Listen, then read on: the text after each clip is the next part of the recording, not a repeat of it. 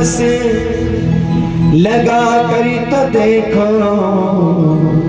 प्रभु की शरण आकर तो देखो प्रभु की शरण में आकर तो देखो प्रभु की शरण में आकर तो देखो प्रभु की शरण में आकर तो देखो मिले एकादश लगा कर तो देखो मिले एकादश लगा कर तो देखो प्रभु की शरण में आकर तो देखो प्रभु की शरण में आकर तो देखो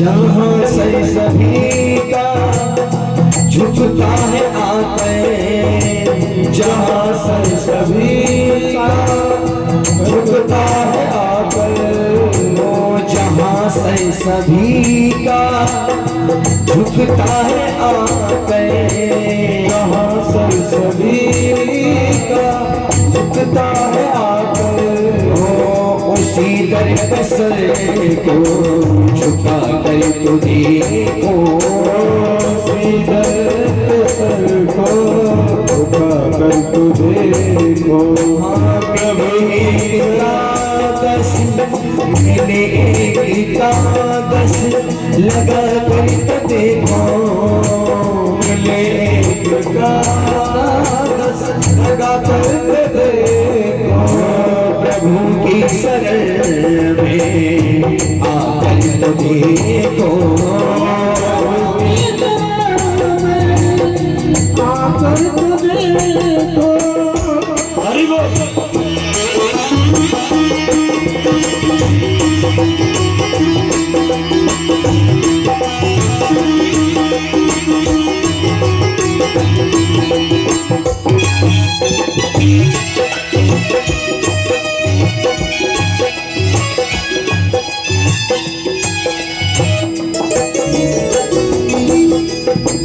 दुखी दीन में प्रभु का दर्शन मिलेगा दुखी दीन में प्रभु का दर्शन मिलेगा दुखी दीन में प्रभु का दर्शन मिलेगा दुखी दीन में प्रभु का दर्शन मिलेगा उनको गले से लगा कर तो देखो उनको गले से लगा कर तो देखो मिले एकादश मिले एकादश लगा कर तो देखो प्रभु की शरण में आकर तो देखो प्रभु की शरण में आकर तो देखो मन नहीं दौड़ेगा स्थिर रहेगा मन नहीं दौड़ेगा स्थिर रहेगा मन नहीं दौड़ेगा स्थिर रहेगा मन नहीं दौड़ेगा स्थिर रहेगा हरि नाम का रस पिला कर तो देखो हरि नाम का रस पिला कर तो देखो अगर हो समरी पंडित लाग जैसा अगर हो समरी पंडित लाग जैसा जैसा यहीं पे मिलेंगे बुला कर तो देखो मिलेंगे बुला कर तो देखो मिले एकादश लगा कर तो देखो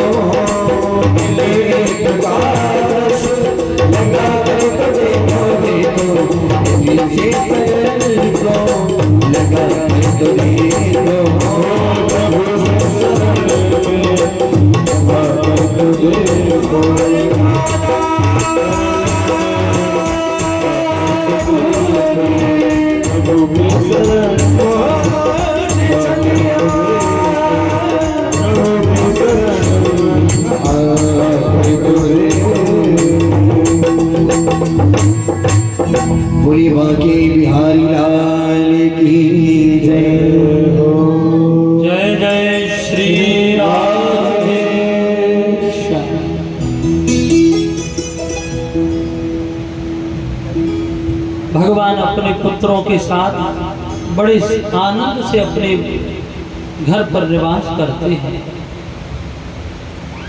भगवान को रहते रहते बहुत समय हो गया, लेकिन उन्होंने कभी भी आज तक रुक्मिणी के चेहरे पर क्रोध नहीं देखा।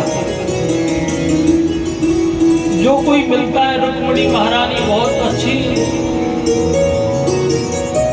मालकिन बहुत अच्छी है, इसलिए जो कोई मिलता है सब उनकी बड़ाई करते हैं। भगवान सोचते हैं मैंने भी आज तक इनके चेहरे पर क्रोध नहीं देखा, सदैव मुस्कुराती रहती है। आज भगवान ने सोचा कुछ ऐसा नाटक करूं जिससे रुक्मिणी को क्रोध आए। सो भगवान नीचे मुंह लटकाए बैठ गए, नीचे की तरफ सिर कर लिया और बैठे। रुक्मिणी कहने लगी क्या बात है, आज आप मुंह नीचे की तरफ मुंह लटकाए क्यों बैठे हो? क्या कुछ मुझसे गलती हो गई? क्या कोई मुझसे अपराध हुआ है? कन्हैया बोले देखो देवी, तुम्हारी एक गलती हो तो बताई जाए। अरे तुम तो गलती पर गलती पर गलती पर गलती पर गलती करती जाती हो। बोले क्या गलती करती मैंने? कृष्ण कह रहे हैं सबसे बड़ी गलती तो ये की कि तुमने मुझसे विवाह कर लिया। बड़े बड़े राजकुमार तुम्हारे लिए वहां पर आए थे, तुमने मुझसे विवाह किया, ये गलती नहीं तो और क्या है?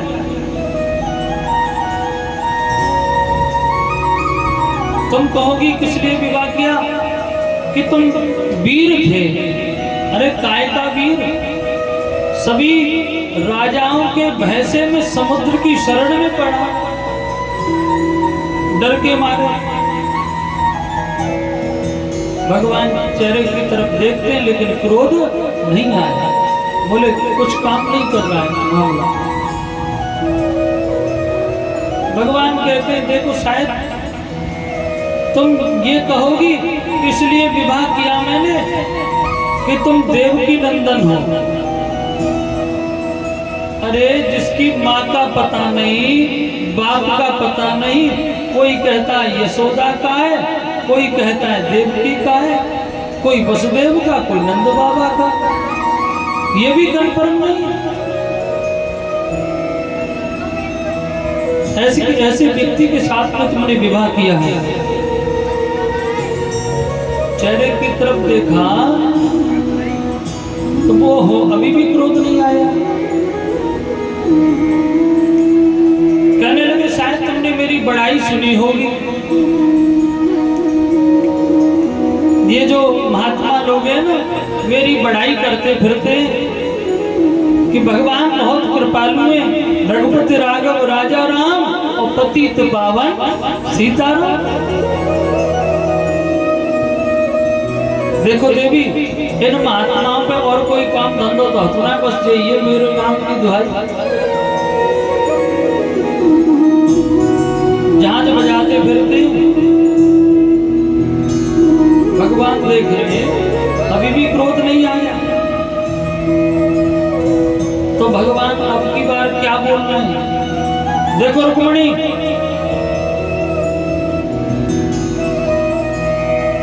अभी भी कुछ नहीं बिगड़ा है और मैं अभी भी तुम्हारे पिताजी से कह दूंगा आप जाकर के विवाह कर लो। कब कह रहे हैं रुक्मिणी से? जब रुक्मिणी के 5 संतान है गई है भगवान, और जैसे ही कहा कि दोबारा शादी कर लो, चली जाओ पिताजी के यहाँ। अरे रुक्मिणी को तो मूर्छा आ गई, गिर पड़ी, बेहोश हो गई। मेरे गोविंद दौड़े और दौड़ करके 4 भुजा धारण कर ली, 2 भुजा पे रुक्मिणी को समाना और दो भुजाओं से भगवान पंखा जल रहे हैं।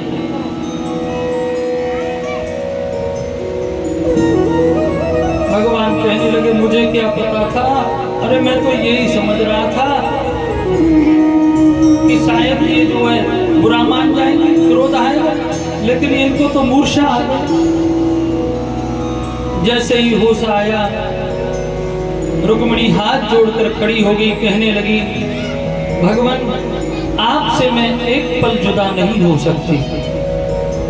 तुम वहां जाने की बात कहते हो,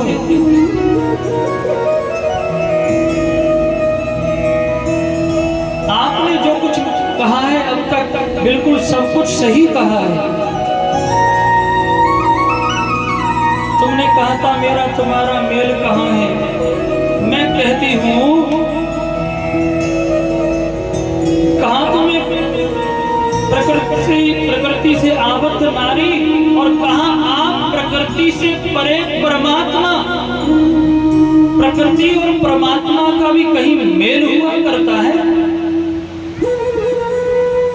ये तो मेरा सौभाग्य है गोविंद जो तुमने मुझे अपना लिया। और तुमने क्या कहा कि मेरे माता पिता का कोई पता नहीं। मैं पूछती हूँ भगवान के भी कई माता पिता होते हैं क्या? एक बात और कही थी आपने कि बड़े बड़े राजाओं के भय से मैं समुद्र में रहता हूँ, इतना डरपोक हूँ। लेकिन मैं आपसे पूछती हूँ कि जिसके हृदय में अविद्या, अस्मिता, राग, द्वेष, काम, क्रोध, लोभ ये सब शत्रु बैठे हों, वहां आप वास करोगे? कि जहां राम तहां काम नहीं और जहां काम तहां राम नहीं। अरे जहां काम वास करता है वहां पर भगवान वास नहीं करते, और जहां पर राम है वहां कभी काम आता ही नहीं है। भगवान तुम कहते हो राजाओं के डर से मैं भयभीत होकर के समुद्र में वास करता हूँ। देखो आप तो आत्मा के समुद्र में वास करने वाले हैं।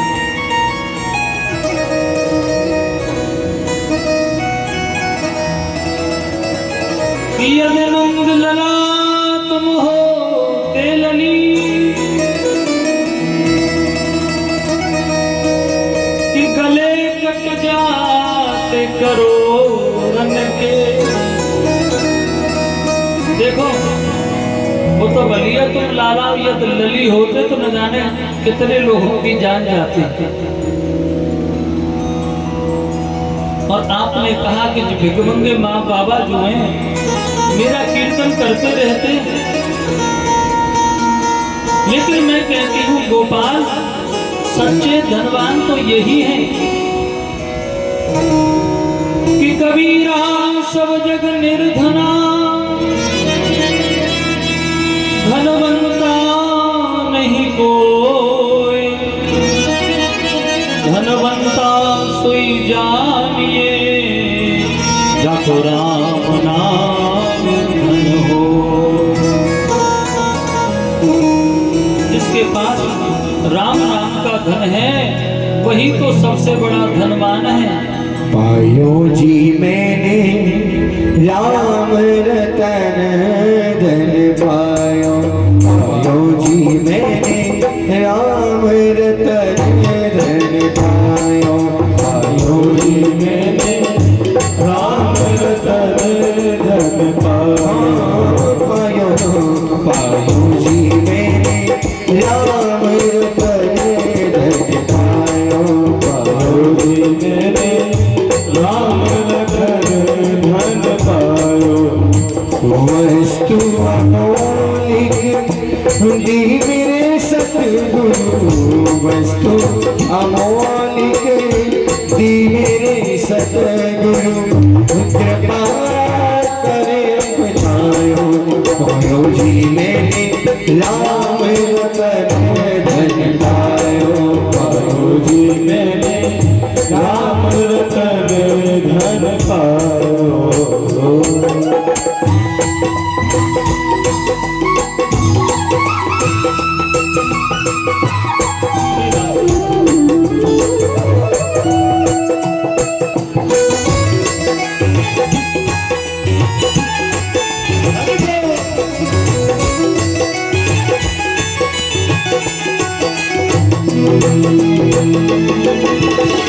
जन्म जन्म की पूंजी पाई, जन्म जन्म की पूंजी पाई, जन्म जन्म की पूंजी पाई, जन्म जन्म की पूंजी पाई। जग में सभी घुमायो, जग में सभी घुमायो। पायो जी मैंने राम रतन धन पायो, पायो जी मैंने राम रतन धन पायो। खर्च न खूटे चोर न लूटे, खर्च न खूटे चोर न लूटे, खर्च न खूटे चोर न लूटे। दिन दिन पढ़ती गवायो, दिन दिन पढ़ती गवायो। पायो जी मैंने राम रतन धन पायो, पायो जी मैंने राम रतन धन पायो। पायो जी मैंने राम रतन धन पायो, पायो जी मैंने राम रतन धन पायो, पायो जी मैंने राम रतन धन पायो। बोल श्री बांके बिहारी लाल जय। भक्तिमती मीराबाई ने राम नाम का चिंतन किया। इनको जो दीक्षा मिली वो राम नाम की दीक्षा मिली, लेकिन प्रेम करती हैं गोपाल से कि मेरे तो गिरधर गोपाल दूसरों न कोई। मंत्र है राम दीक्षा का, राम जी का। पायो जी मैंने राम रतन धन पाया, लेकिन प्रेम गोपाल से बहुत करती है। आचार्य शंकरदेव कहते हैं, परीक्षित भगवान के एक पोता है अनिरुद्ध, उनके 2 विवाह हुए। एक विवाह तो रुक्मी की पोती के साथ में, और दूसरा विवाह बाणासुर की पुत्री उषा के साथ में हुआ। आगे पौंड्रक की कथा आती है। ये जो पौंड्रक नाम का जो राजा है, काशी नरेश से पूछा कि सारी दुनिया का मालिक कौन है। काशी नरेश बोला, देखो ज्यादा तो मुझे मालूम नहीं है, लेकिन इस समय कृष्ण सारी दुनिया के मालिक हैं और उनके 4 भुजा हो जाती हैं। वे कभी कभी 4 भुजा धारण कर लेते हैं। इस पौंड्रक के मन में भाव जगा, क्यों ना मैं कृष्ण बन जाऊं तो कैसा रहे। यदि मेरे भी 4 हो जाएं तो लोग मेरी भी पूजा सेवा करेंगे। सो पौंड्रक महाराज ने क्या किया कि लकड़िया के 2 हाथ बनवाए और पीछे लगवाए। सो 4 भुजा है। अब सुदर्शन चक्र कहां से आ, सो पीतल को बनवा लो और बैटरी लगवा लो, बटन दबाओ स्विच चल जाए। सभी लोग बोले जय हो पौंड्रक वासुदेव भगवान की। लाखों लोग इसके अनुयायी हो गए। इसी तरह हमारे समाज में भक्ति में बहुत प्रदूषण हो चुका है। अधिकारी लोग तो वंचित हैं और दुष्ट लोग आनंद उड़ा रहे हैं। जिनके हिस्ट्री शीटर बड़े बड़े नाम हैं,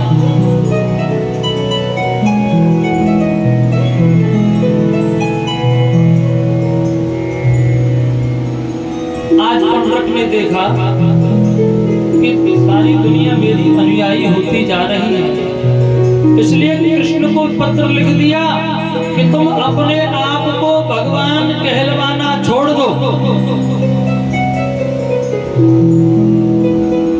भगवान को बहुत बुरा लगा और मेरे गोविंद उद्धव के साथ में पधारे, युद्ध हुआ और पौंड्रक का उद्धार कर देते हैं। बोल गोविंद भगवान की जय। आज नारद ने मन में विचार किया कि भगवान तो अकेले हैं, लेकिन उनकी पत्नियां हैं 16,108। भगवान की तो बहुत खींचातानी होती होगी कि मेरे कमरे में चलो, मेरे कमरे में चलो, देखते तो आऊं गोविंद कैसे निवास करते हैं। भगवान नारद जी पहुंच गए द्वारका में। सबसे पहले रुक्मिणी के भवन में पहुंचे और भगवान रुक्मिणी मैया के भवन में विराजमान थे, लेकिन रुक्मिणी को पहले भगवान ने बता रखा था कि नारद परीक्षा के लिए आ रहे हैं। जैसे ही नारद पधारे, भगवान बोले आओ पधारो नारद, कहां से आए? अरे लोगों में भ्रमण करते करते आ रहा हूं महाराज। रुक्मिणी महारानी कहने लगी लो मैंने आपके लिए लड्डू बनाए, लड्डू तो खाओ। बोले नहीं नहीं नहीं, तो चलते चलते एक लड्डू ले गए। नारद सत्यभामा के महल में पहुंचते हैं तो वहां भी भगवान को पाते हैं। नारद जहां कहीं भी जावे वहीं भगवान, कहीं समाधि में हैं, कहीं बच्चों को धनुष चलाना सिखा रहे हैं, कहीं उद्धव के साथ गहन मंत्रणा कर रहे हैं। नारद जी की तो बुद्धि चकरा गई। जहां जिस भवन में जाता हूं उसी भवन में भगवान विराजमान रहते हैं। भगवान की जितनी रानियां हैं 16,108, उतने ही महल भगवान ने द्वारका में बना रखे हैं 16,108। सभी रानियों के अलग अलग महल हैं। अंत में नारद घूमते घूमते वापस रुक्मिणी के महल में पहुंच जाते हैं। सो रुक्मिणी भगवान कहते हैं ले आए परीक्षा हमारी। बोले भगवान क्षमा करना, मैं तो यही समझ रहा था कि पूरे द्वारका में आप किस तरह निवास करते हैं। भगवान जब भी द्वारका से बाहर जाते हैं तो एक रूप लेकर के, और द्वारका में प्रवेश करते हैं तो सभी पत्नियों के साथ 16,108 रूप लेकर के प्रवेश करते हैं। प्रत्येक महल में भगवान वास करते थे। ये योगेश्वर का चरित्र है। कृष्ण योगेश्वर है। और योगेश्वर की लीला का समझना हमारे बस की बात नहीं है। नारद कहने लगे, देखो भगवान, आप तो कड़कड़ में वास करते हो, कितने भी रूप धरो, ये तो आपकी महिमा है। संत नारद लौट करके चले जाते हैं।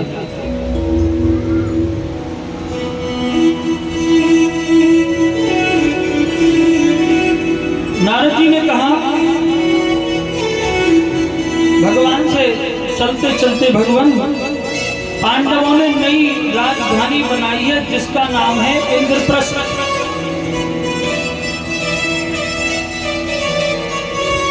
जहाँ कुतुम्बी नार लगी है ना, वो सब इंद्रप्रस्थ है। और आज भी कुतुम्बी नार में एक विष्णु भगवान की प्रतिमा लगी हुई है, लेकिन विद्रोहियों ने उसमें अपने नाम अंकित करके जितने स्थान थे अपने सब पर अपना कब्जा जमा दिया।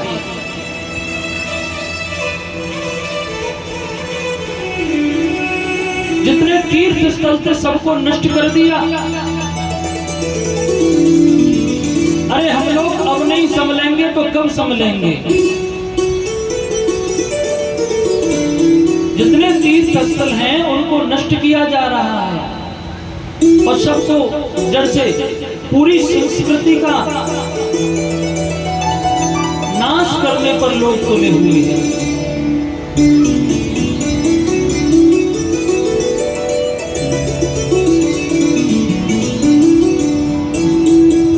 एक बार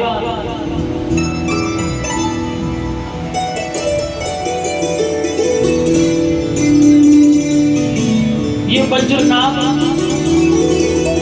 और राजा परीक्षित जब कुछ भी नहीं था, वज्रनाभ और राजा परीक्षित यमुना किनारे आए। संपूर्ण ब्रजमंडल नष्ट हो चुका था, कहीं पर कुछ भी नहीं था। यहाँ सब जगह जंगल ही जंगल था, यहाँ पे सब जगह। वज्रनाभ और राजा परीक्षित ने मिलकर के तीर्थ स्थलों को प्रकट करेगा। यमुना किनारे पहुंचते हैं तो गर्गाचार्य मिलते हैं। गर्गाचार्य ने कृष्ण की लीलाओं को देखा था, अनुकरण किया था। उन्होंने जा करके बताया, भगवान ने इस स्थान पर गिरिराज को धारण किया, इस स्थान पर भगवान ने ये लीला की। गिरिराज जी में आज भी वज्रनाभ का मंदिर है।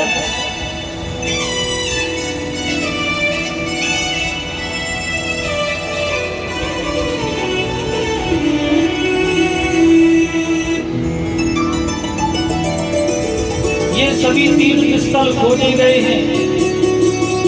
चैतन्य महाप्रभु आज हमारे यहाँ जो ऋषि हुए थे, उन्होंने सभी तीर्थ स्थलों, जितने तीर्थ स्थल थे उनकी खोज की।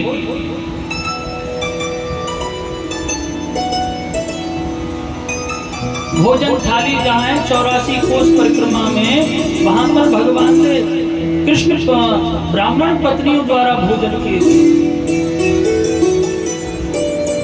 आज भी वहां पात्र बने हुए हैं। चरण पहाड़ी है मार्ग में, वहां पर भगवान के चरण बने हुए हैं।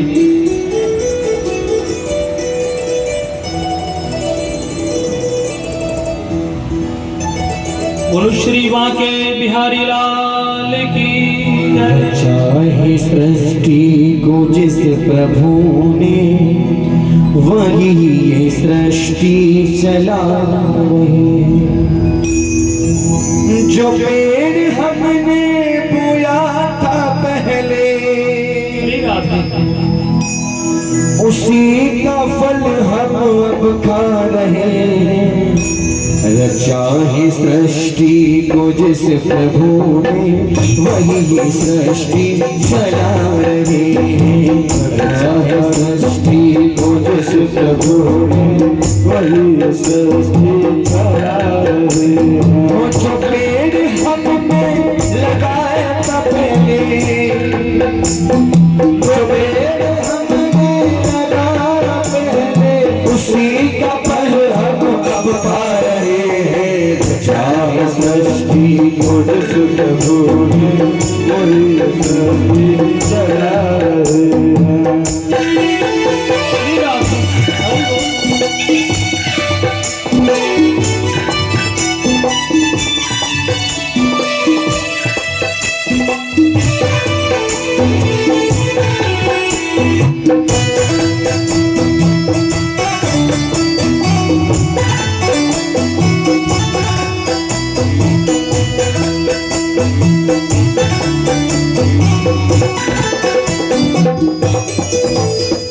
जिन्होंने भेजा जगत में जाना, तय कर दिया लौट के फिर से आना।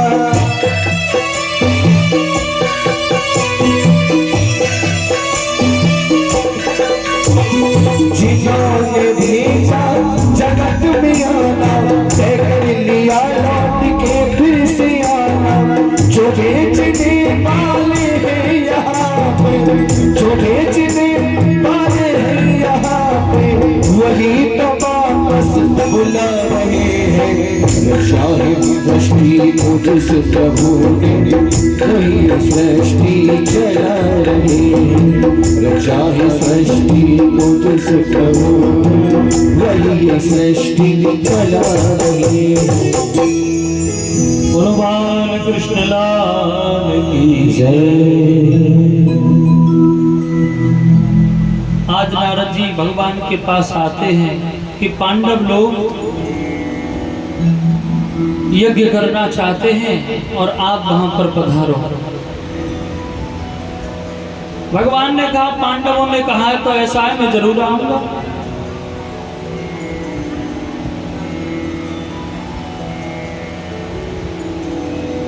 प्रभु ने विदा कर दिया उस दूत को। एक दूत आता है मगध से, यानी गया से,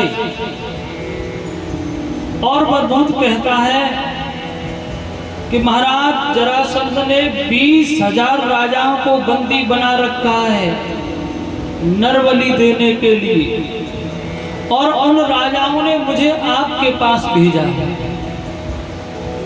कि आप उनकी प्राण रक्षा करो।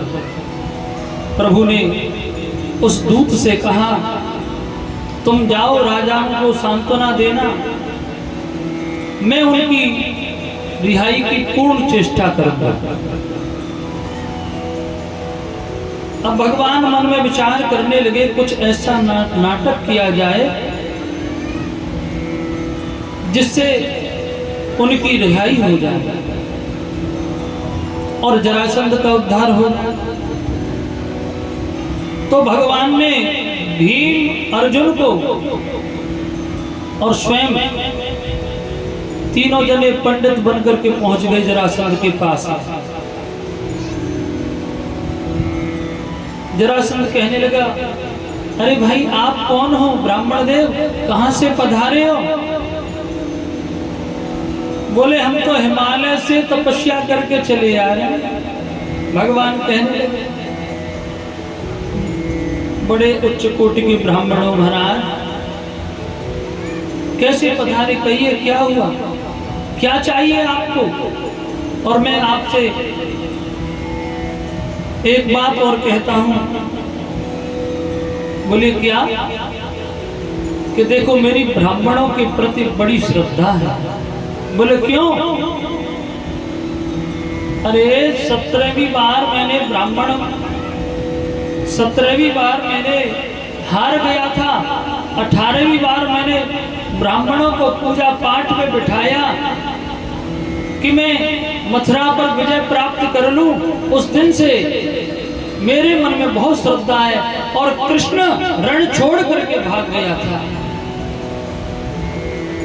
इसलिए मेरे मन में ब्राह्मणों की प्रति बहुत श्रद्धा है।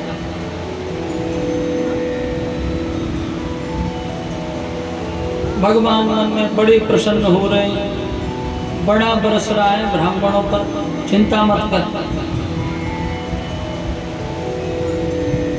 भगवान कहने लगे हमें तुमसे कुछ दान चाहिए था। बोले दान चाहिए? अरे महाराज जो चाहिए सो दूंगा। बोले तो ऐसा है, आप हमें दान में युद्ध की भिक्षा दे दो। बोले युद्ध की भिक्षा? पहले ये बताओ आप कौन हो? ब्राह्मण तो हो ही नहीं सकते। अरे ब्राह्मण लड़ने की बात तो कभी करता नहीं है। कौन हो आप?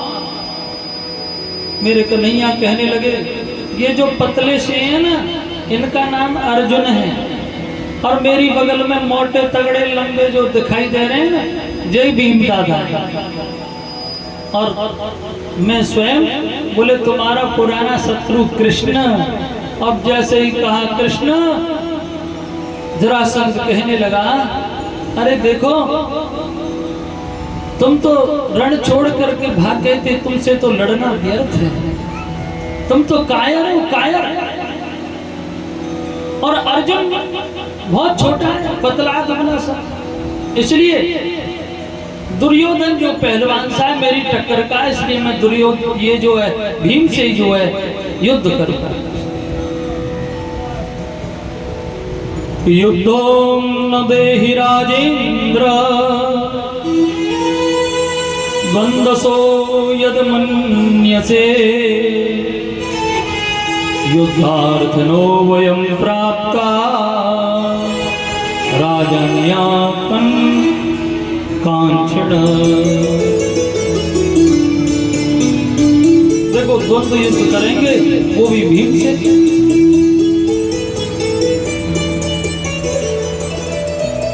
अब तो भीम में और जरासंध में इतना तेज युद्ध हुआ, दिन भर युद्ध चलता, रात्रि को भीम थक जाते। मेरे कन्हैया कहने लगे देखो एक काम करना, इसके पैर पर पैर रख के इसे चीर देना, एक हिस्सा इधर एक हिस्सा इधर फेंक देना, सूर्य मर जाएगा। आज जैसे ही युद्ध हुआ, भीम ने जरासंध के पैर पर पैर रखा और चीर दिया, और जैसे ही चीर के एक तरफ फेंका तो महाराज जुड़ गया। अब जैसे ही जुड़ा तो महाराज भीम तो कांपने लग गए। बोले बाप रे बाप, चीरने पर भी नहीं मरता है।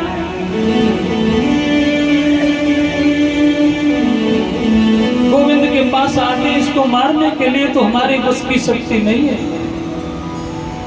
भगवान बोले तुम जाओ, और अब की बार मैं तुमको जैसे ही इशारा करूं वैसे ही चीरना। अब फिर युद्ध हुआ इनमें, युद्ध होते होते फिर भीम ने चीरा। अब की बार भगवान ने तिनका लेकर के चीर दिया, इधर वाला हिस्सा इधर फेंका और इधर वाला हिस्सा इधर विपरीत दिशा में फेंक दी। और जैसे ही फेंका तो अब वो कहाँ जुड़े? श्री गोविंदाय नमो नमः।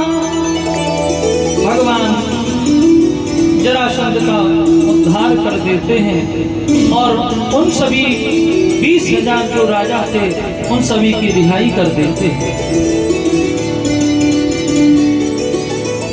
देखिए यज्ञ कैसा भी हो, चाहे भागवत कथा का यज्ञ हो,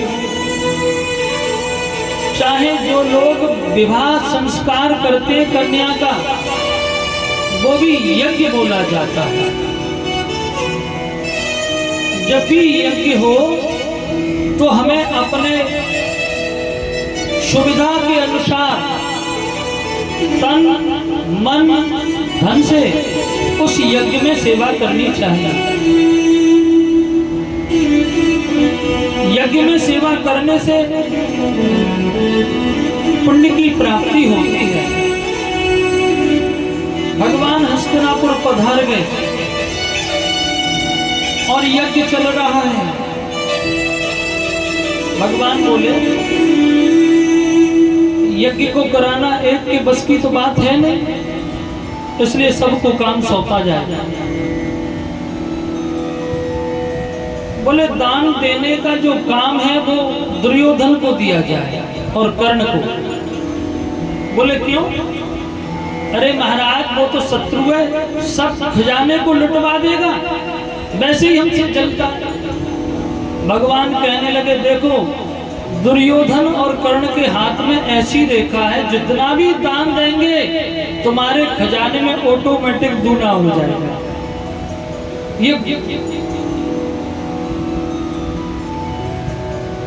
ये एलर्जी से तुमको ये उनको दूना धन देंगे और तुम्हारे खाते में डबल हो जाएगा। बोले ठीक।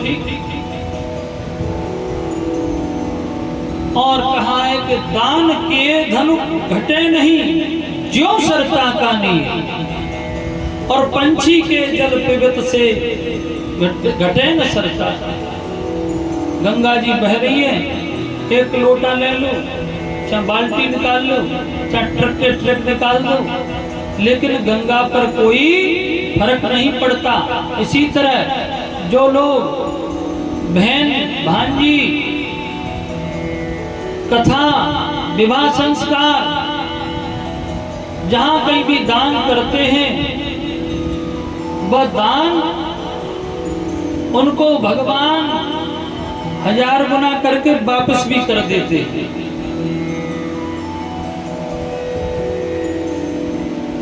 इसलिए दान करना चाहिए। यज्ञ में भोजन भंडार जो था उसका मालिक बनाया भीम को। बोले भीम को क्यों बनाया? क्योंकि जो ज्यादा खाता है वो खिला भी सकता है, कि जाते का है जा वो 4 पूरी और ले ले हमें। इस तरह से परोसने का काम द्रौपदी को आप भगत युधिष्ठिर को कन्हैया कहने लगे मैंने तो कोई सेवा ली नहीं, इसलिए ऐसा है चरण धोता जाऊंगा, और जो लोग भोजन करके प्रसादी करके जाएंगे तो उनकी झूठी पत्तल में ही डाल दूंगा।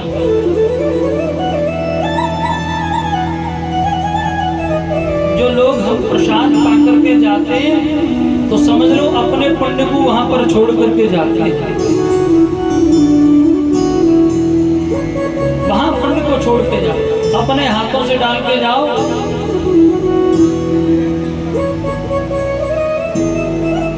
और हर किसी का भंडारा भी नहीं खाना चाहिए, न जाने कौन कैसे ढंग से कराते। हर किसी का भंडारा भी नहीं खाना चाहिए।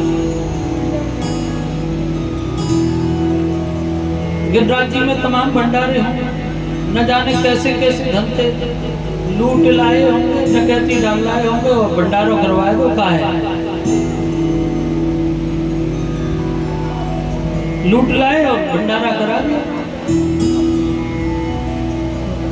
पुण्य तो पहुंच गया वहां, फल कष्ट कौन भोग रहा? हर किसी का अन्न भी नहीं ग्रहण करना चाहिए। अन्न में बहुत बड़ा दोष है, लेकिन क्या करूं, ठाकुर जी ने शरीर ही ऐसा दिया है, यहाँ तो खाना पड़ा। श्री बांके बिहारी लाल की जय। बड़े सुंदर ढंग से यज्ञ हो गया,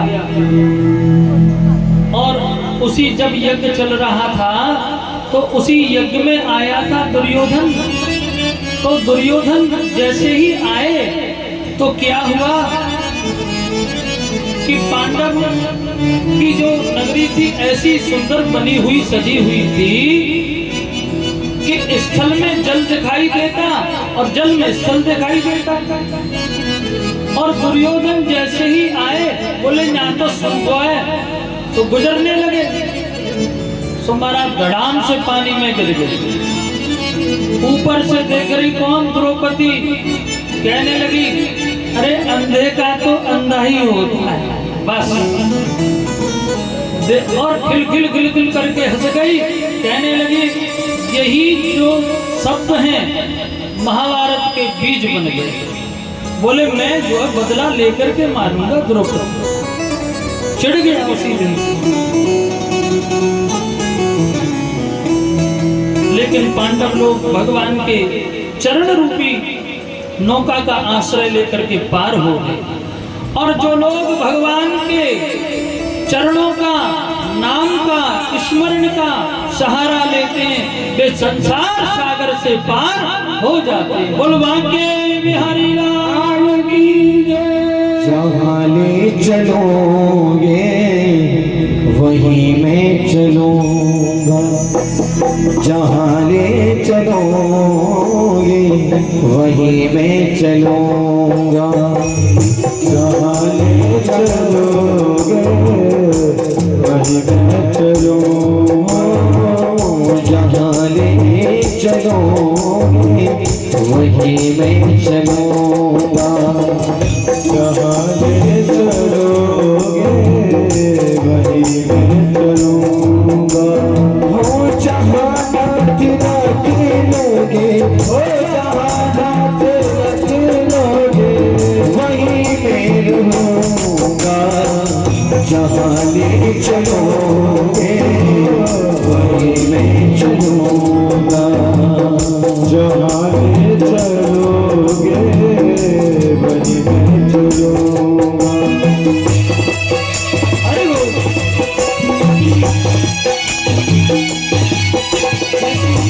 इच्छा होती है तभी होता है।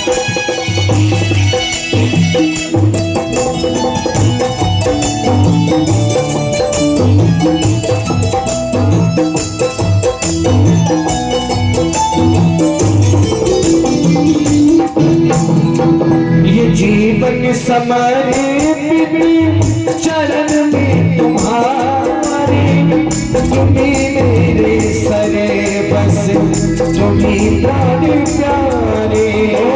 ये जीवन समर्पित चरण में तुम्हारे, तुम्ही मेरे सरे बस, तुम्ही प्राण प्यारे।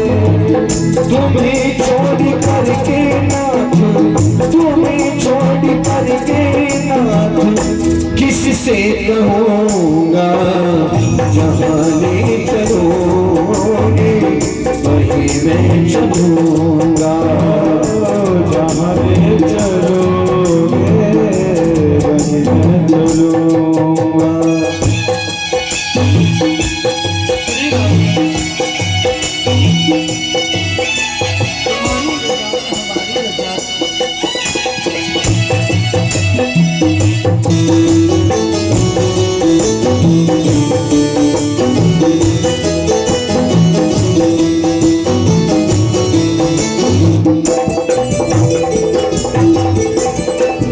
न कोई उलाना न कोई अर्जी, कर लो पढ़ा लो जो है तेरी मर्जी। हो न कोई उलाना न कोई है अर्जी, कर लो पढ़ा लो है जो तेरी मर्जी।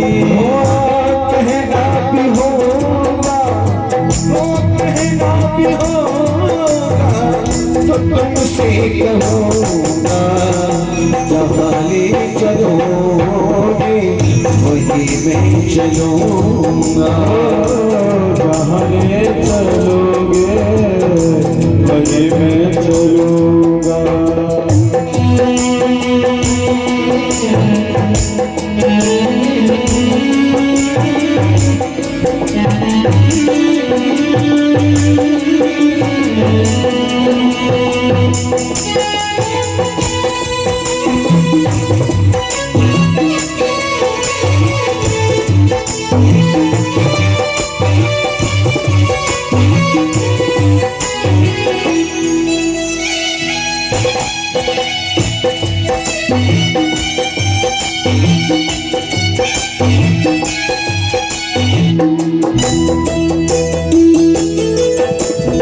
दयानाथ दयानी मेरी अवस्था, तेरे हाथ में अब सारी व्यवस्था।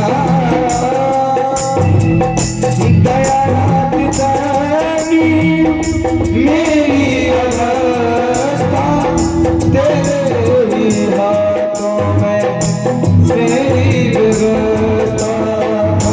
जो भी कहोगे वही मैं करूँगा, जहाँ ले चलोगे वही मैं चलूँगा, जहाँ ले चलोगे वही मैं चलूँगा। जहाँ रात रखोगे वही मैं रहूँगा, जहाँ ले चलोगे वही मैं रहूँगा, ले चलोगे वही मैं चलूँगा। जहाँ रात रखोगे वही रहूँगा, जहाँ रात रखोगे वही रहूँगा। बोले राधे राधे सरकार की जय हो, बोले बाकी बिहारी लाल की जय हो। श्री सुखदेव जी महाराज कहने लगे, प्रिय परीक्षित, भगवान अपने प्रेमी का बहुत ख्याल रखते हैं और भक्त को चाहिए कि भगवान के चरणों में अपने मन को समर्पित कर दे। यदि उसका गोविंद के चरणों में मन समर्पित हो जाए, मन लग जाए, तो उसका उद्धार हो जाता है।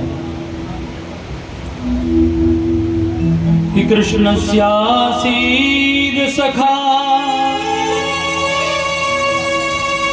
कश्चित् ब्राह्मणो ब्रह्मवित्तमा भक्त इंद्रियार्थेषु प्रशांतात्मा जितेन्द्रियः। भगवान के एक भक्त हुए सुदामा। मेरे कृष्ण जैसा करुणावान कौन होगा?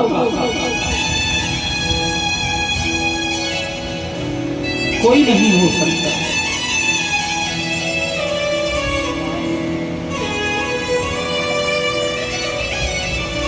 ये सुदामा बड़ा तपस्वी ब्राह्मण है, इंद्रियां जिसकी विरक्त हैं।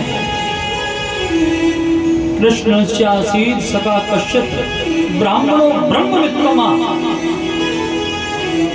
इसके मस्तिष्क से ब्रह्म तेज झलकता है, चेहरे से ऐसा लगता है जैसे कोई बल्ब लगा हुआ।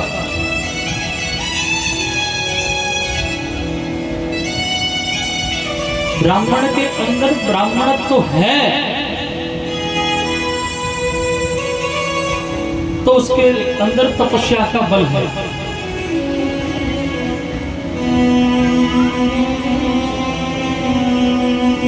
ये सुदामादि वृक्त इंद्रियार्थेषु, इंद्रियां वृक्त हैं, वैराग्यपन है इंद्रियों के अंदर। प्रशांत आत्मा जितेंद्रिय,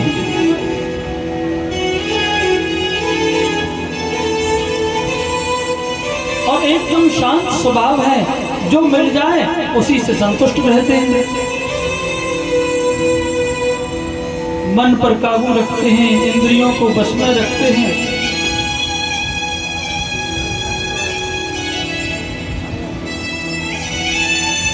लेकिन गोविंद से ये बहुत प्रेम करते हैं।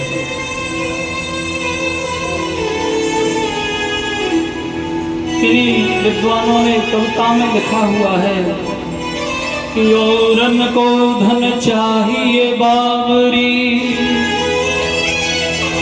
ब्राह्मण को धन केवल भिक्षा।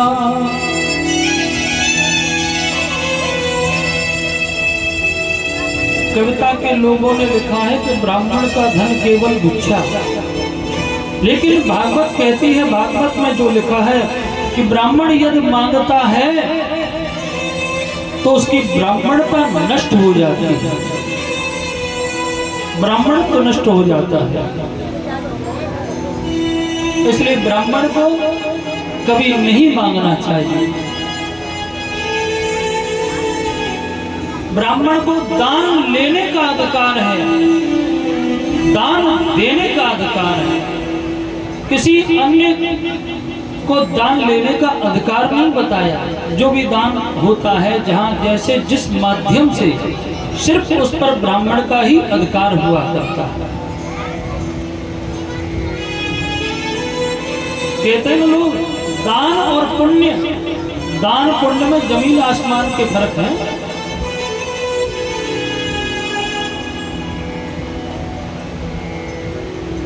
दान का जो अधिकार आता है वो ब्राह्मण को दिया जाता है।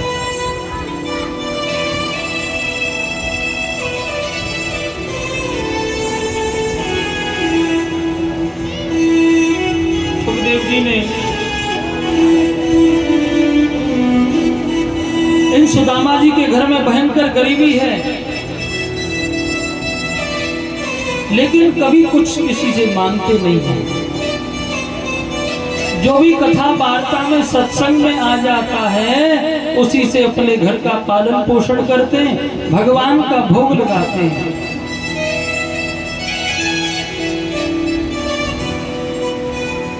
अन्न मिल जाए तो ठीक, नहीं तो फलाहार, फल भी न मिले तो जल से ही भगवान को तुलसी दल से भोग लगाया, काम चल गया।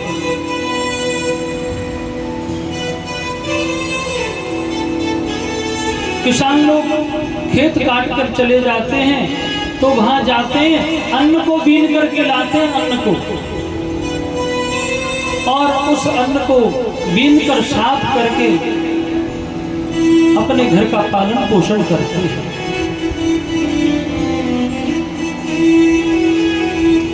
आज हम तुम लोगों को जो अन्न मिल रहा है ना, ये सब कर्ण नाम के ऋषि थे, कर्ण, उनका आशीर्वाद है।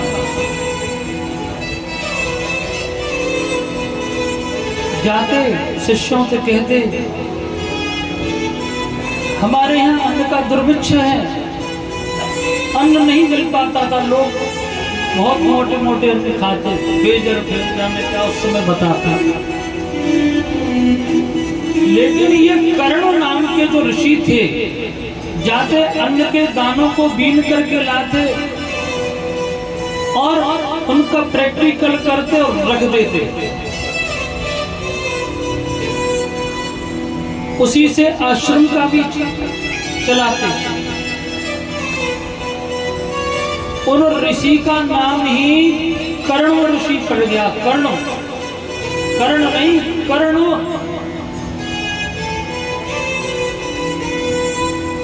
वैज्ञानिक ऋषि हुए कर्ण ऋषि। आज उन्हीं के आशीर्वाद से हम लोग अन्न भक्षण कर रहे हैं, सब घर घर में। जिन्होंने हम सबके लिए इतना त्याग किया, आज हम सभी लोग इतने भटक गए तो उन ऋषियों की भी महिमा मिटा दी हम लोगों ने। ये सुदामा जी जाते हैं, अन्न बीन करके लाते हैं और धो करके सुखा करके टिक्कर बनाते हैं, पत्नी को खिलाते हैं, बच्चों को खिलाते हैं और उसी से पालन पोषण करते हैं। इनकी पत्नी को बहुत कलेश होता है, औरों के बच्चे सुख शांति से रहते हैं, इनके बच्चों के तन पर कपड़े नहीं, बड़े कष्ट में रहती हैं, संकोच करती हैं, लेकिन कहती नहीं। पतिदेव से बोले, जो भगवान करेगा वही होगा हमारे जीवन में। आज इन सुशीला जी ने हाथ जोड़ करके प्रणाम करके पतिदेव से कहा देखो, द्वारका के जो नाथ श्री कृष्ण हैं, वे आपके बचपन के सखा हैं। क्या आपको उनकी याद नहीं आती है? सुदामा जी ने जैसे ही कृष्ण का नाम सुना, नेत्रों में आंसू आ गए। कहने लगे, देवी तुमने तो मेरे बचपन के सखा की याद दिला दी। अरे कितनी पुरानी याद दिलाई है। मैं कहती हूँ आप एक बार उनके पास जाओ और मिलकर के आओ।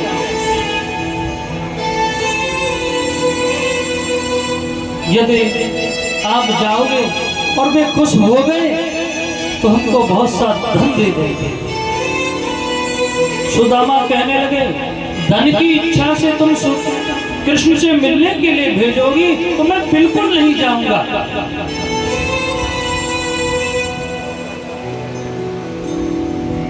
जैसे ही कहा कि धन की इच्छा से, देखो आजकल वो द्वारका के राजा हैं, मैं जानता हूं, लेकिन मैं तो अपनी कुटिया का मालिक हूं।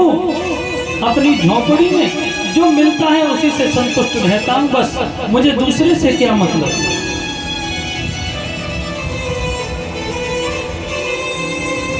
सुदामा जी की पत्नी कहने लगी, देखो चलो धन के लिए नहीं सही, एक बार तो तुमको उनके दर्शन के लिए तो जाना चाहिए। बोले दर्शन के लिए कहती हो तो मैं चला जाऊंगा। और देवी मैं तो ऐसा मानता हूं, उस कृष्ण से मिलने के लिए कहती हो तो ऐसा कौन सा इंसान होगा जो कृष्ण से मिलना नहीं चाहेगा? ऐसा कौन है जो कृष्ण को प्यार नहीं करता?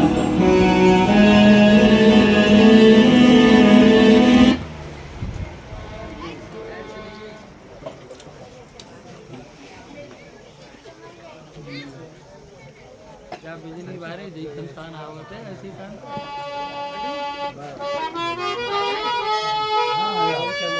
कोई ना का बंदी ना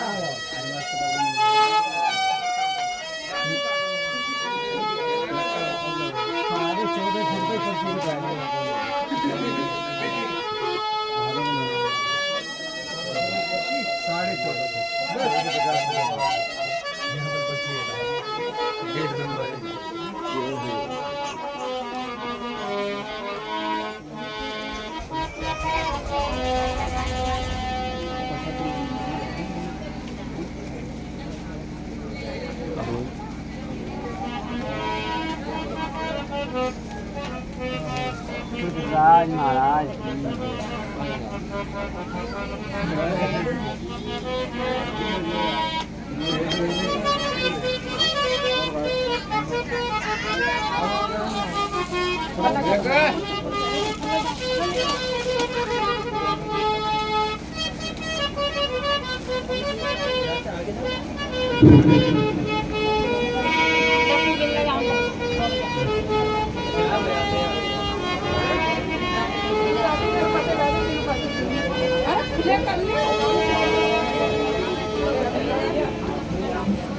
बोलो बाल कृष्ण लाल की जय।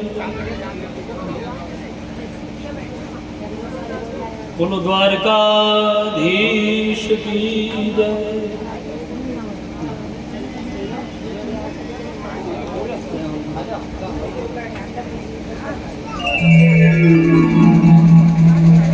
ये संतों का प्रेम नगर है, यहाँ संभल कर आना जी।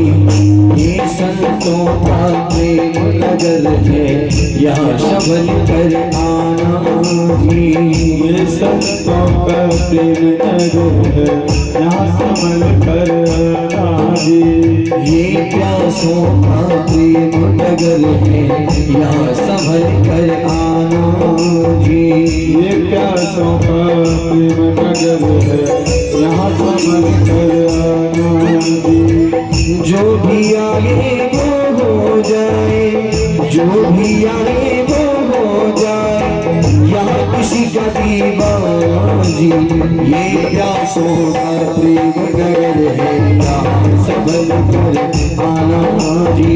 बेगंतों का प्रेम नगर है यहाँ संभल कर आना जी। ऐसा बरसे रंग यहाँ पर जन्म जन्म तक मन भीगे, फागुन बिना चुनरिया भीगे, सावन बिना पवन भीगे। ऐसी बरसा हो यहाँ पर, ऐसी बरसा हो यहाँ पर, बचे न कोई डराना जी। ये संतों का प्रेम नगर है यहाँ संभल कर आना जी। ये संतों का प्रेम नगर है यहाँ संभल कर आना। मुरली वाले ओ मुरली वाले, मुरली वाले मुरली वाले, मुरली वाले मुरली वाले, यशोदानंद के राज दुलारे। मुरली वाले यशोदानंद के राज दुलारे, गोपियों के प्यारे। ओ मुरली वाले, ओ मुरली वाले, ओ मुरली वाले, ओ मुरली वाले।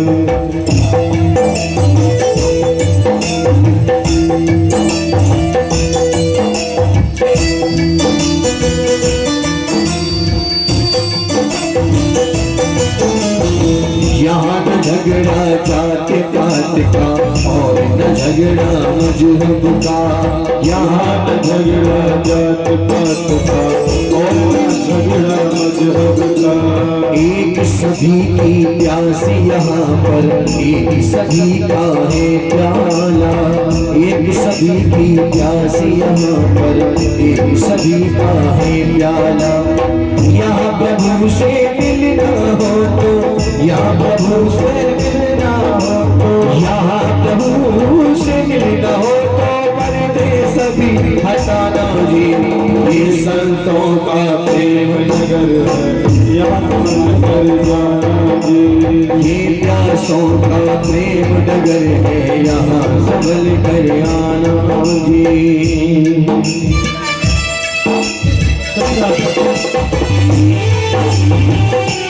हरि बोल। राधा रानी सरकार की, बिहारी जी महाराज की जय हो।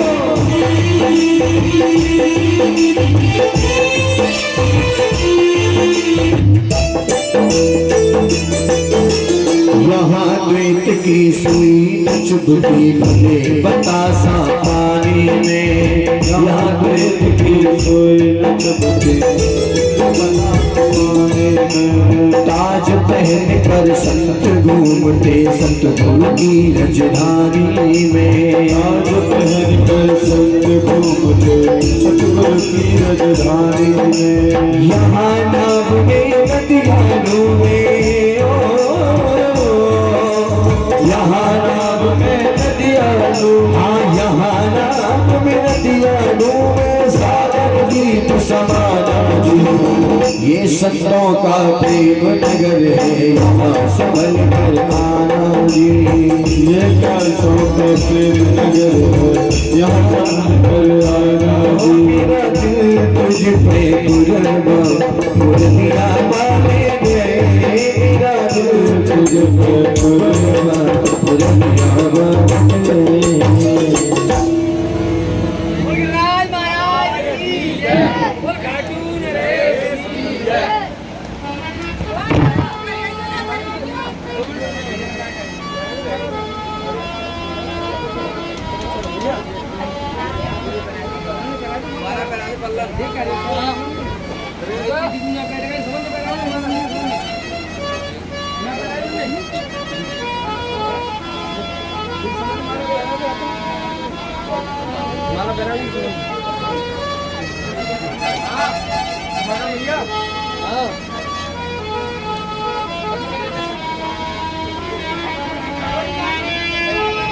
बोलो बाल कृष्ण लाल की जय।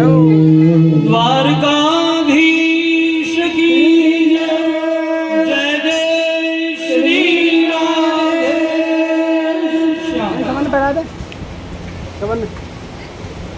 सुशीला जी कहती हैं, देखो मैं कहती हूँ तो मैं एक बार कृष्ण से मिलने के लिए जाना चाहता हूँ। उत्तम श्लोक कृष्ण का दर्शन हो जाए तो इससे बढ़कर के पुण्य की बात क्या है। सुदामा जी कहने लगे, देवी कृष्ण के पास चला तो जाऊं, लेकिन देने के लिए मेरे पास कुछ भी नहीं है। क्या दे के आऊं मैं कृष्ण को। सुशीला जी दौड़ी दौड़ी जाती हैं और 5 मुट्ठी चावल, चिड़वा बोलते उनको, कोई टूटे चावल, कोई मोटे चावल, कोई महीने चावल, 5 तरह के चावल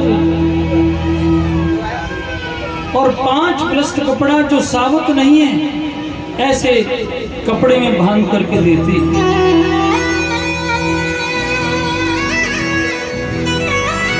कहते हैं गुरु के दरवाजे पर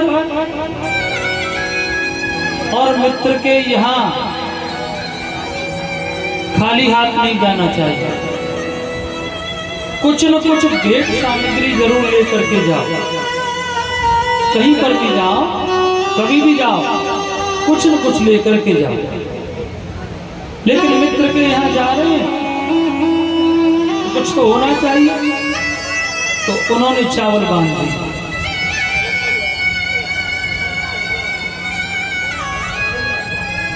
सुदामा जी द्वारका के लिए जाते हैं। इतना पतला शरीर है सुदामा जी का, एक एक हड्डी कोई हिल, सारी हड्डियां चमकती हैं, नस नस दिखाई दे रही है। सिर ढकने के लिए वस्त्र नहीं है, छोटा सा लोटा है और टूटी सी उदड़ी सी रस्सी है। पैरों में विवाही पड़ी हुई हैं और द्वारका जा रहे हैं। लेकिन द्वारका तो बहुत दूर है, चले जा रहे हैं, मार्ग में पड़ गया। निज पत्नी की मान सुदामा पूरी द्वारका जाए रहे। निज पत्नी की मान सुदामा पूरी द्वारका जाए रहे। कैसे मिलो जाए मोहन से, कैसे मिलो जाए मोहन से, मन में हर साए रहे। निज पत्नी की मान सुदामा पूरी द्वारका जाए रहे। हो मित्र के संग में दगा करी तो कैसा बुरे समय आया। मित्र के संग में दगा करी तो कैसा बुरे समय आया। बदन मलिन हुआ हो मेरा, जर्जर हो गई है काया। पहला करो भोग रहे अब तक, पहला करो भोग रहे अब तक, घर घर धक्का खाए रहे। निज पत्नी की मान सुदामा पूरी द्वारका जाए रहे।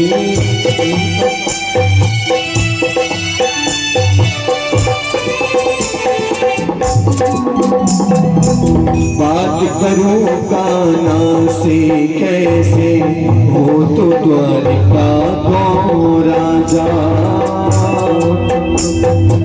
बात करूं काना से कैसे, हो तो द्वारका को राजा।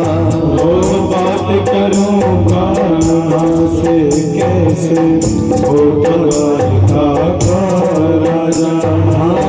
क्या दूंगा सौगात कृष्ण को, खाली हाथ आवे लाजा। क्या दूंगा सौगात राधे कृष्ण को हाल हाल भावे आजा। है ये गरीबी बड़ी दुखदाई, है ये गरीबी बड़ी दुखदाई, नैनन नीर बहाए रहे पत्नी की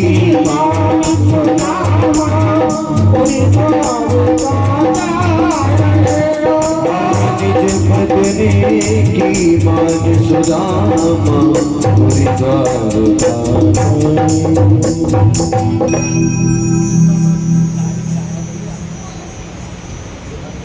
सुदामा जी चले जा रहे हैं, चले जा रहे हैं, लेकिन चलते चलते शाम हो वहीं रुक गए। प्रातः काल हुआ और कि भूख लगती है, प्यास लगती है, जिंदगी अब तो उदास लगती है। कैसे आऊं मैं द्वारिका तेरी, आस भी अब निराश लगती है। कैसे आऊं कन्हैया तेरी नगरी में। चले जा रहे हैं, मार्ग में एक विशाल नदी आ जाती है। अब पार कैसे करें? सो गोपाल का सुमरण किया, सो केवट बन के भगवान चले आते हैं। और भगवान तो सबकी नैया के खिवैया है। जो भगवान को सच्चे हृदय से सुमरण करते हैं तो भगवान उनकी नैया भी पार लगाते हैं। भगवान पहुंच गए, कहने लगे केवट बन गए, अरे भाई कोई पल्ली पार जाने वाला हो तो आ जाए। पंडित जी महाराज कहने लगे अरे हम चल रहे हैं, हमको ले चलो आप। जैसे ही बैठने के लिए तैयार भये तो क्या कह रहे हैं, कछु महाराज अंटी में हतो है कि ऐसे ही बैठे रहे हो। बोले भैया हमारे पास तो कछु है ही नहीं। तो ऐसी बात है, तू पैसा से पहुंचावेगो तो हमारे पास तो कुछ है ही नहीं, हम ना जा रहे, हम तो यही सही है। लेकिन केवट भगवान कहने लगे अरे धन नहीं है तो क्या हुआ, कभी कभी तुम्हारे जैसों को भी मैं पार लगा दिया करता हूँ। अब जैसे ही बैठ गए नाव, चलो महाराज। बोले पंडित जी महाराज कहाँ जा रहे हो? बोले द्वारका जा रहे हैं। बोले हमारे बचपन के मित्र हैं द्वारकाधीश। अब तो केवट भगवान देख देख करके हंसे। बोले काहे हंस रहे हो? कहाँ द्वारकाधीश और कहाँ आप?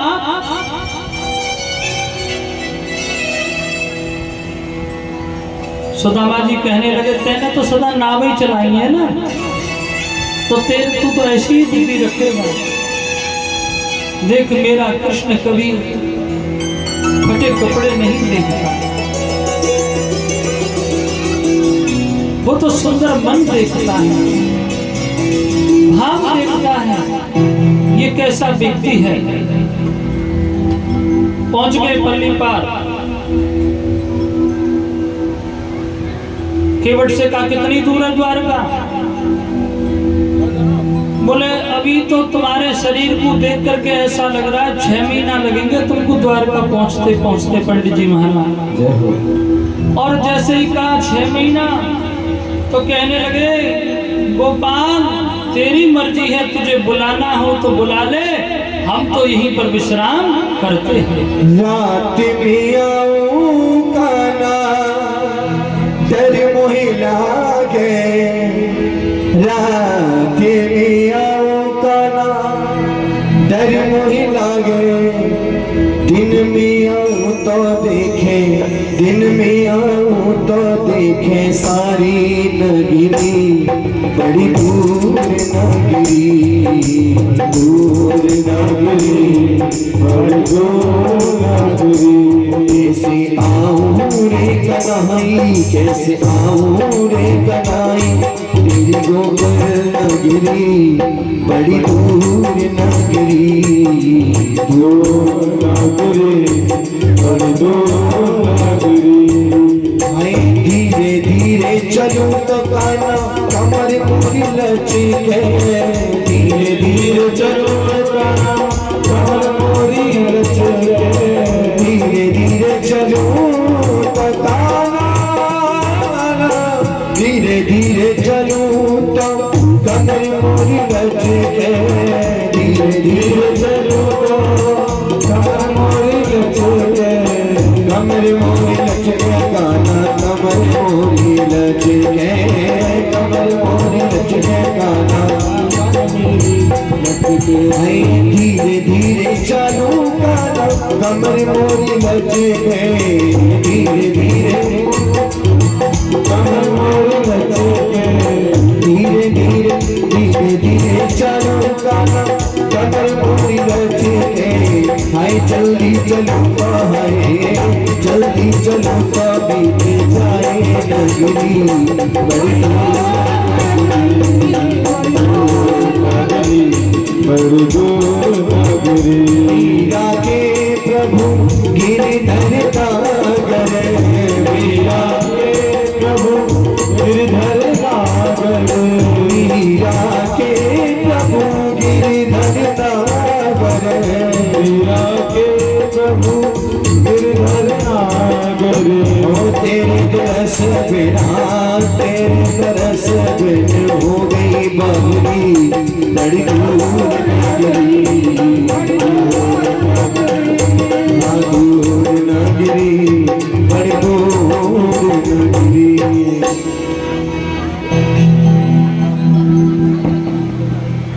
बोलवाल कृष्ण लाल की जय। सुदामा जी सोए थे नदी किनारे और आंख खुली कहाँ, द्वारका पहुंच गए। भगवान ने रातों रात बुला लिया और सभी लोग एक दूसरे को प्रणाम कर रहे हैं, जय श्री कृष्णा, जय श्री कृष्णा, जय श्री कृष्णा। द्वारका में जिस तरह यहाँ नाम राम हो गए तो वहाँ जय श्री कृष्ण ही बोला जाता है। बोले भैया ये कौन सी नगरी है? बोले ये द्वारका नगरी है, हमारे कृष्णचंद्र महाराज जी की द्वारका नगरी। अब तो बोले कृष्ण के महल किधर है? पहुंच गए। दरवाजे पर जय और विजय नाम के जो द्वारपाल थे खड़े थे। बोले कृष्ण के महल यही है प्रसादा? बोले हाँ यही है। तो देखो मैं द्वारका के जो मित्र हैं, द्वारका के जो भगवान हैं कृष्ण, उनका मित्र हूं और उनसे मिलने के लिए आया। मुझे आप एक बार उनका दर्शन करा दो।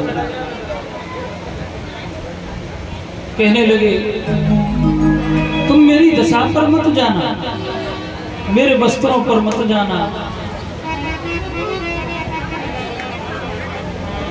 तुम जो है एक बार मेरा समाचार उनसे कह दो। द्वारपाल कहने लगे देखो तुम्हारे जैसे भक्त ही हमारे कन्हैया के मित्र हुआ करते हैं। हमारे तो भगवान तो मन देखा करते हैं। सुदामा जी ने कहा एक बार आप जाकर के कह दो। देखो देखो ये गरीबी, ये गरीबी कहा।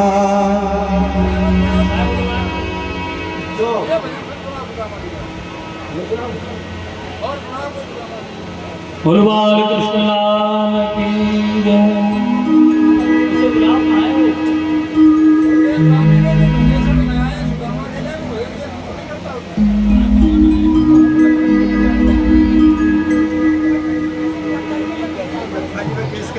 बोल श्री बांके बिहारी लाल की जय। भगवान के दूत जय और विजय जाकर के भगवान से कहते हैं, महाराज कोई सुदामापुरी से कोई भक्त आए हैं और शीस पगान जगातन पे प्रभु जाने को आहि बसो के ही ग्रामा। धोती फटी सी लटी दुपटी अरु पायूं पाशन की नहीं सावा। द्वार खड़ो दिज दुर्बल एक रहो चकसो वसुधा अभिरामा। पूछत दीन दयाल को धाम बतावत आपनो नाम सुदामा। कहने लगे गोविंद देखो नितांत गरीब ब्राह्मण कढ़ा है। मोदी भाई चालू ध्यान रखना, नितांत गरीब ब्राह्मण खड़ा है, इसलिए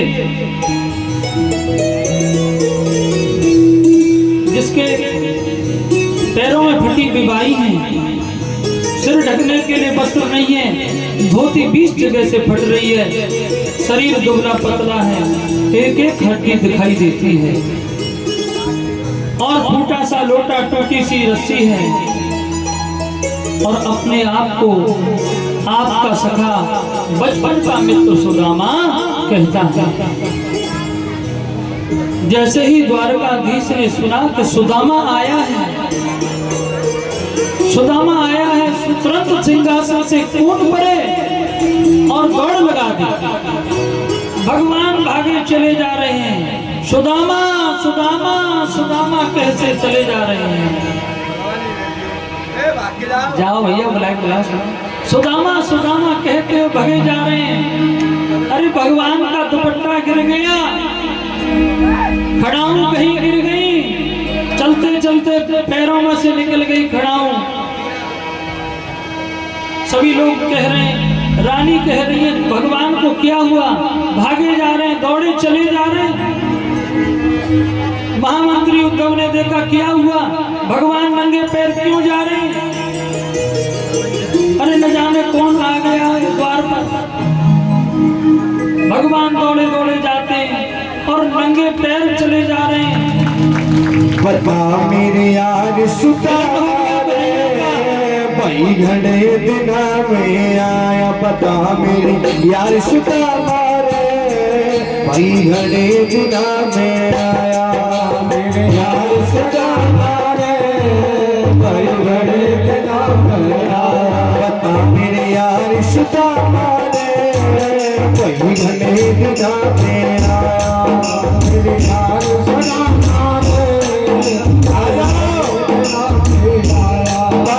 थारे जब आया करता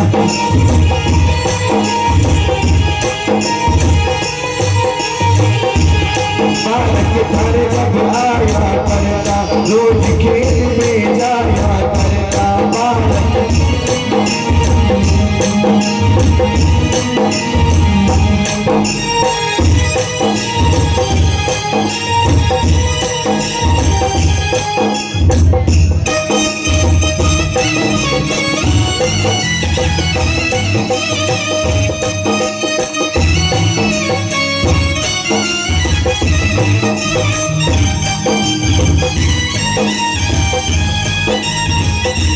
मने सुना दे तुम कहानी क्यों कर बन गई तो कर खाने।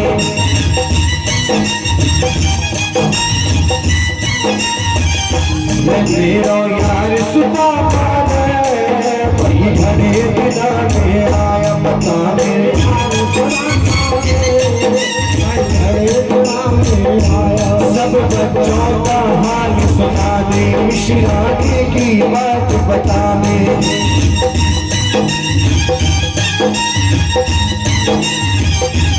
क्यों गया हाल सुदामा रे, वही बने बिना में आया बता मेरे हाल सुदामा रे, वही बने बिना में आया।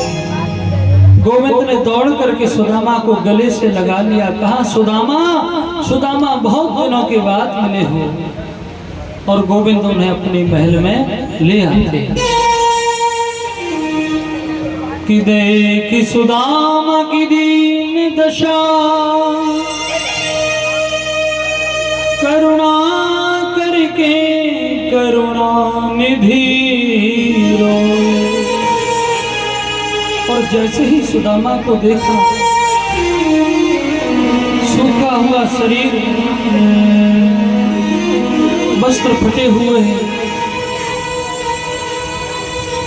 सुदामा को लेकर के आते हैं और बैठाते हैं।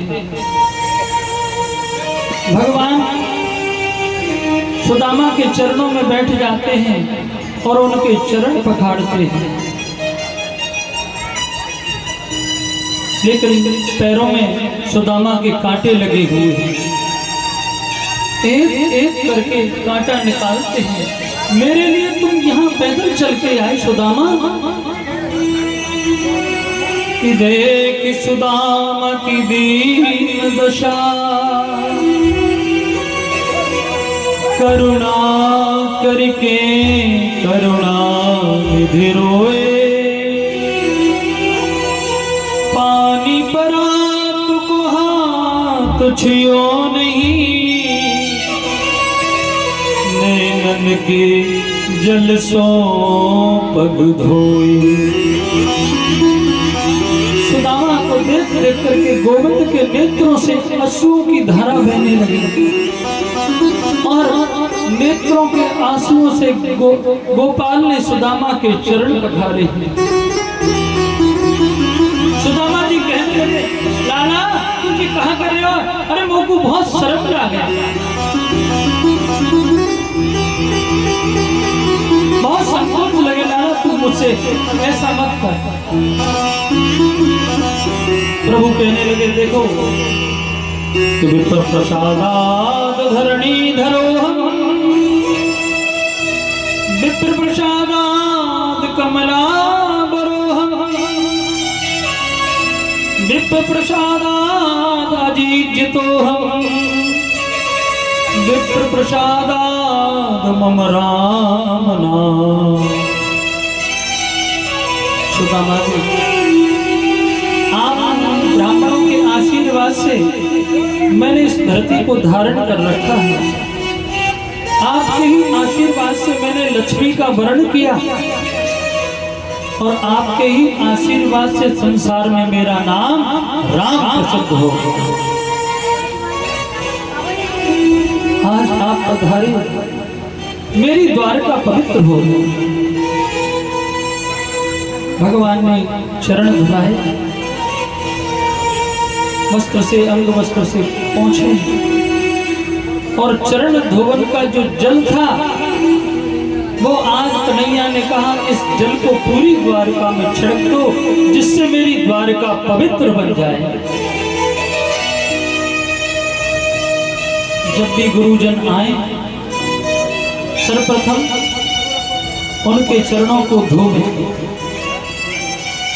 हो सके तो एकांत बूंद आचमन भी करते, एकांत बूंद अपने घर पर उस जल को छिड़कें, जिससे घर पवित्र हो जाता है, तीर्थ रूप हो जाता है।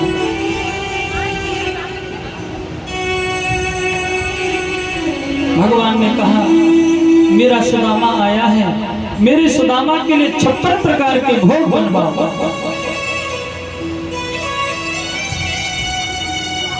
56 प्रकार के भोग बनवाओ। सुदामा जी के लिए भोजन तैयार हुए और भोजन करने बैठे सो कहने लगे, लाला जी पकवान तूने किस लिए बनवाए हैं? बोले आपके लिए। लाला मैं पकवान नहीं खाऊं। बोले क्यों? क्योंकि पकवान खावे से बुद्धि बिगड़ जाए, देखो हम तो 2 टिक्कर खाते हैं नमक डाल करके, बस उसी से काम चल जाता है, पानी पी लेते हैं।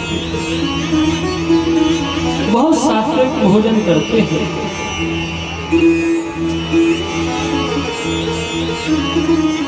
आचार्य सुखदेव कहते हैं, देखो परीक्षित, दोनों मित्रों में कैसी अंतर है, देखो तो सही।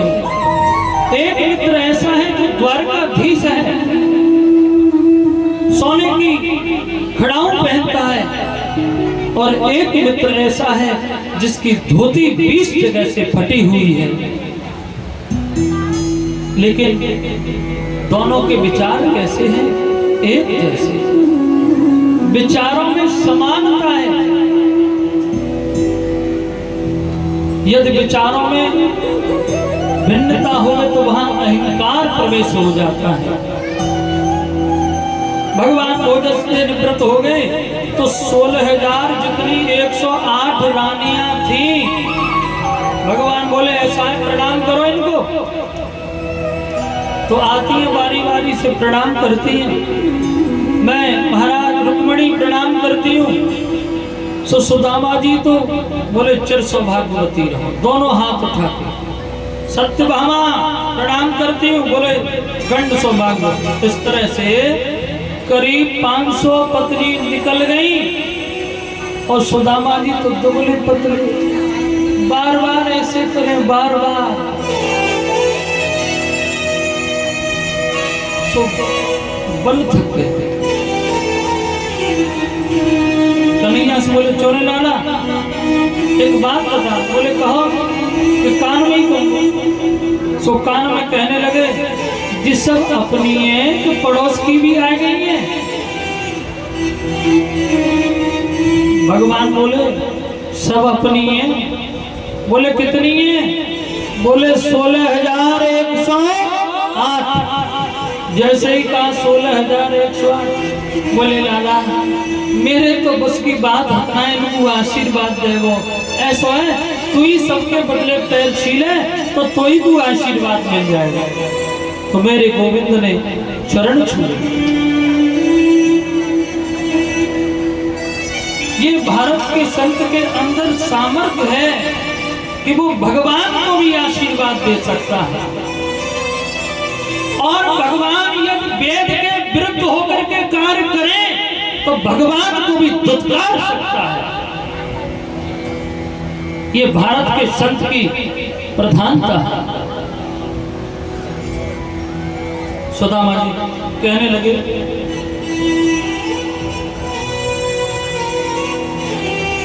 लाला तुम तो बहुत आनंद से निवास करो। कन्हैया कहने लगे, सुदामा जी जब हम बचपन में पढ़ते थे तो आप कहते थे कि मैं शादी नहीं करूंगा। तो आपकी शादी हुई या नहीं हुई? बोले लाला शादी तो है गई, घर वाले जबरदस्ती पीछे पड़े, तो तेरी भाभी को नाम है सुशीला। बोले विवाह हो गया, और तुमने तो एक हमको बुलाया नहीं, निमंत्रण नहीं दिया। सुदामा जी बोले वाह, खुद ने 16,108 करे, एक भी निमंत्रण नहीं दिया, और हमसे कह रहे हो। चलो खैर, अच्छा तो ये बताओ, विवाह हो गया तो भाभी जी ने मेरे लिए क्या भेजा है?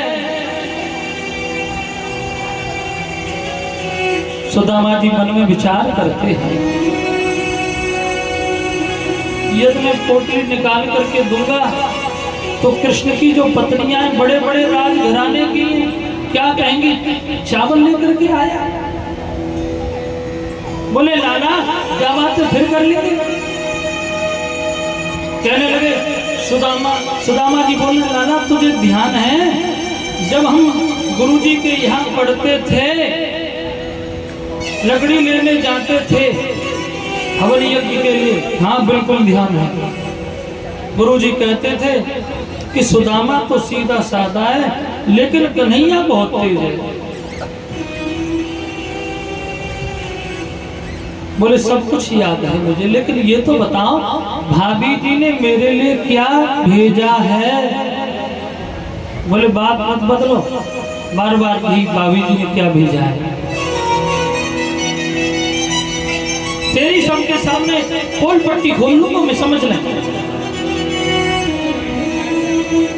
बोले खोल दो, आप जो कुछ कहना चाहते हैं बता दो। सुदामा जी कहने लगे देवी हो, आपको नहीं पता आपकी ये श्रीमान जी गोकुल की गलियों में माखन चुराते फिरते थे और नंगे ही घुमा करते थे श्रीमान जी। कन्हैया बोले हमसे ज्यादा तुमसे ज्यादा ये हमको अच्छी तरह से जानती है, पर ये बताओ भाभी ने मेरे लिए क्या भेजा है। अरे भाभी की बात क्यों करता है बार बार। कन्हैया बोले जी आपकी एक बगल ऊंची चोट रही है, क्या कारण है, क्या चोट लग गई है, किस कारण ऐसा है। आपकी एक कंधा ऊपर की तरफ है, क्यों है। तो भगवान ने चुपके से एक झटके से उस पोटली को खींच लिया, और जैसे ही खींचा खींच लो महाराज, और जैसे ही खींचा और उस पोटली को खोला तो उसमें कोई टूटा चावल, कोई मोटा चावल, कोई पतला चावल, पोटली का एक बिलस्तर कपड़ा भी साबुत नहीं था। कन्हैया समझ गए या ब्राह्मण के घर में कितनी गरीबी है, और तुरंत उसमें से एक मुट्ठी खाई। कहने लगे स्वर्ग लोक का अधिकार मैं सुदामा को देता हूं। दूसरी मुट्ठी खाई, खा रहे हो मेरा महाराज, खा लो ने। दूसरी मुट्ठी खाई, कहने लगे संपूर्ण पृथ्वी का साम्राज्य मैं सुदामा को देता हूं। तीसरी मुट्ठी खाने लगे सो रुक्मणी महारानी ने रोक दिया। कहने लगे ज्यादा मत खाइए, कच्चा है नुकसान कर जाएगा, ज्यादा मत खाओ।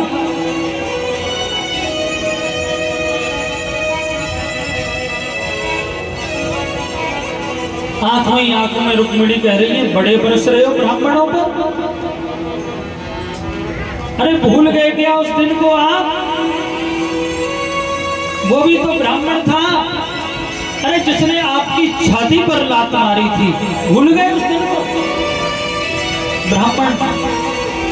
भगवान कहने लगे तुम ये नहीं जानती हो, जिस दिन तुम्हारा विवाह हुआ था द्वारका में पत्रिका लेके आया था, वो भी तो ब्राह्मण था। इस बात को क्यों नहीं समझती हो। ये सभी बातें आंखों ही आंखों में हो रही हैं, लेकिन वास्तविकता में तो रुक्मिणी ने इतना ही कहा कि कच्चा है नुकसान कर जाएगा।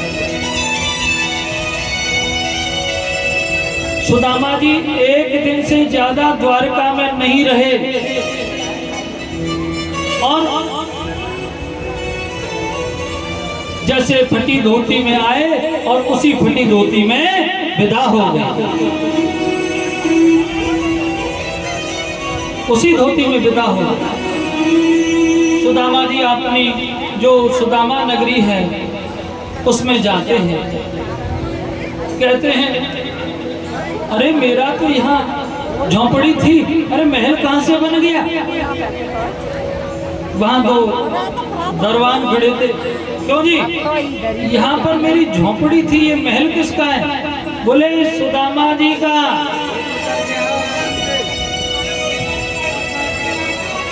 बोले सुदामा जी का, अरे सुदामा जी का महल कहाँ से आया। सोचा मन में शायद कोई सुदामा नाम के सेठ होंगे, इसलिए उन्होंने यह महल बनवा दिया।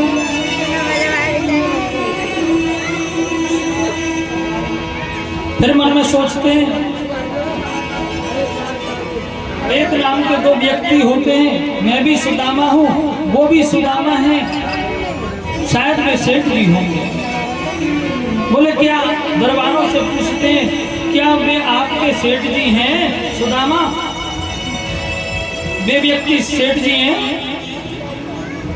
कहने लगे नहीं, वो तो पंडित जी महाराज हैं।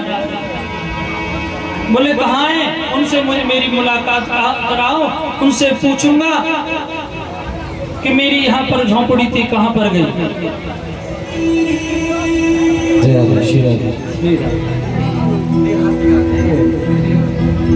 झुपड़िया कहाँ गई रे भाई मोहन, कब को बेर निकारो। झुपड़िया कहाँ गई रे मोहन, कब को बेर निकारो। झुपड़िया कहाँ गई रे मोहन, कब को बेर निकारो।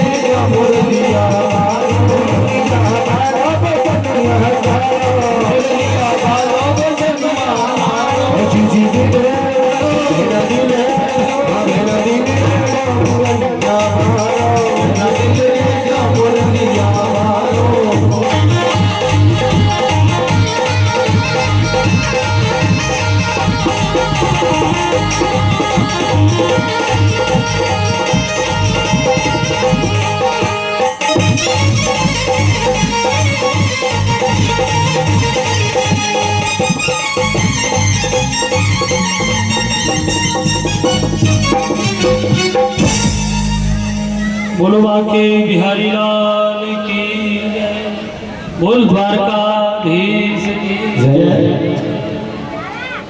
सुदामा जी कहने लगे भैया मेरो यहाँ महलो झुपड़िया जो झुपड़िया थी कहाँ चली गई।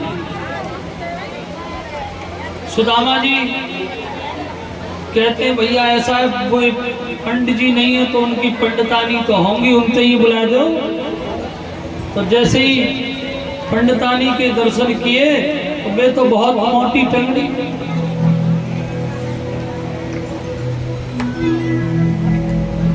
सुदामा बोले मेरी तो ब्राह्मणी जो थी बहुत दुबली थी, तो कोई सेठानी दिखे सो पीठ मोड़ के चल दी। अब सुशीला जी ने देखा सुदामा जी जा रहे हैं और आवाज दी सुदामा जी। सो महाराज कहने लगे, चरणों में गिर पड़ी, प्रणाम किया पति थे और प्रणाम करने